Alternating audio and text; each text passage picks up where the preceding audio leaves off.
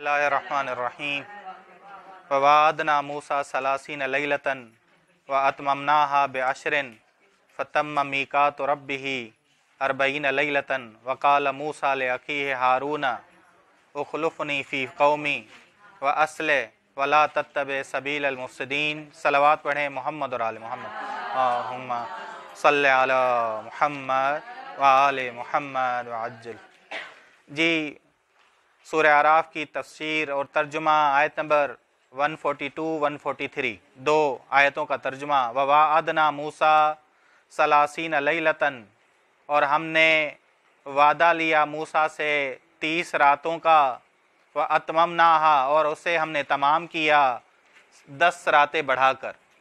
व अतममनाहा, और हमने उसे पूरा किया 10 रातें बढ़ाकर, इजाफ़ा किया उसमें 10 रातें। फतम्म मीकातु रब्बिही, बस पूरा हुआ उसके रब का मुकर्रर किया हुआ वादा पूरा हुआ। कितना? 40 लैलतन, 40 रातों का।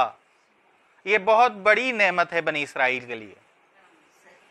ये बनी इसराइल के लिए बहुत बड़ी नेमत थी, क्योंकि ये 40 रातें गुजारना जनाब मूसा का, यानी आप कहें कि सबसे बड़ी नेमत जो बनी इसराइल पे या कायनात में जो फजीलत मिली बनी इसराइल को, तौरेत की वजह से मिली। तौरेत की वजह से मिली। 40 रातें क्यों कहा गया?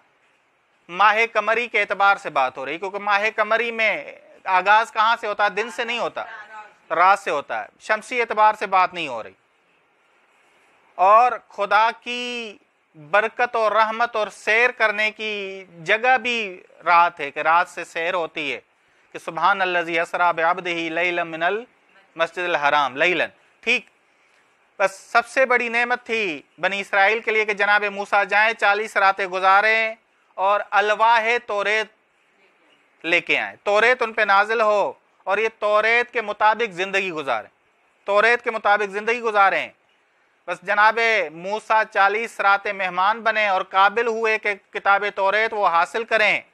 बस अल्लाह ताला ने सबसे बड़ी नेमत दी।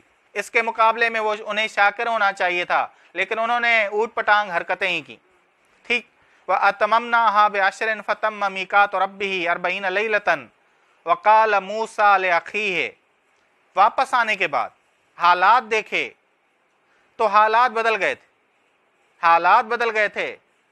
सामरी ने कहा कि तुम सब इबादत करो इस खुदा की जो तुम्हारा और तुम्हारे रहबर मूसा का माज़अल्लाह रब है या माबूद है, माबूद है। वक़ाल मूसा लिअखीहि हारून, जाते वक्त 40 रातों का वादा पूरा करने के वक्त जब जा रहे थे, कोहे तूर पर जब जा रहे थे, जनाब मूसा ने अपने भाई से कहा, भाई हारून से कहा, ओ खुलुफनी, मेरे जानशीन बन जाओ, मेरे जानशीन बन जाओ, फी कौमी, मेरी कौम में। क्योंकि कौम का अक्सर हिस्सा किस पे था? बनी इसराइल पे। तभी हम कहते हैं कि बनी इसराइल की कौम। अक्सर लोग बनी इसराइल के थे, अक्सर लोग बनी इसराइल के थे। ओ खुलुफनी फी कौमी, मेरे जानशीन बन जाओ बनी इसराइल कौम में, मेरी कौम में। व अस्ले, और इनकी इस्लाह करते रहो, रोजाना इनको इस्लाह चाहिए, हर वक्त इनको इस्लाह चाहिए। वला तत्तबि सबीलल मुफ़्सिदीन, बस मुफ़्सिदीन लोग मौजूद थे, सामरी जैसे लोग मौजूद थे। कहा कि पैरवी ना करो मुफ़्सिदीन के रास्ते की। बस ये 40 रातें कौन सी हैं? हम पहले वो अय्याम हम मनाते भी हैं, अरबईन कलीमी, पहली ज़िलक़ाद से लेके 10 ज़ुल्हज तक के जो अय्याम हैं, ये 40 रातें हैं। और ये अरबईन मूसवी भी कहते हैं, अरबईन कलीमी भी कहते हैं, मूसवी चिल्ला भी कहते हैं, मूसवी चिल्ला भी कहते हैं। जनाब मूसा अलैहिस्सलाम जनाब याकूब की 5वीं नस्ल से हैं।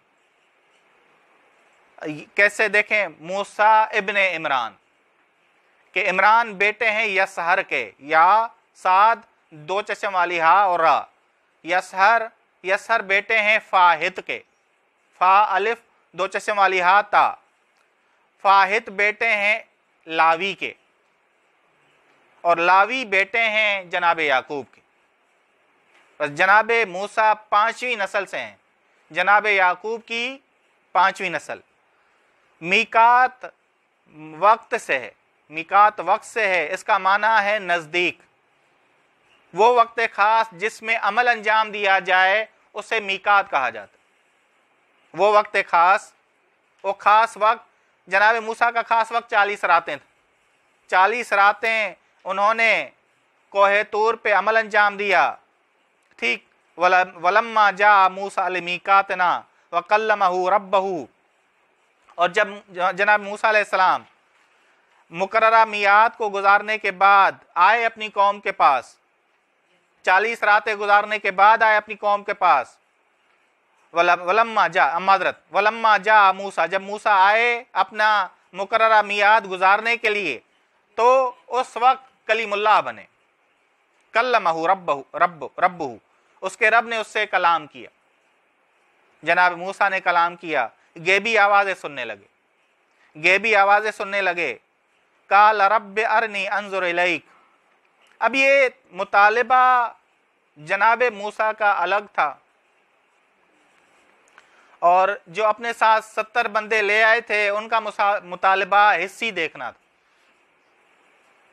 جناب موسیٰ علیہ السلام اگر مطالبہ کر رہے ہیں وہ اس لیے مطالبہ کر رہے ہیں کہ وہ ایمانی مشاہدہ چاہتے تھے، حقائق ایمان سے خدا کو دیکھنا چاہتے تھے، جسے کہتے ہیں ملکوتی مشاہدہ، ملکوتی مشاہدہ۔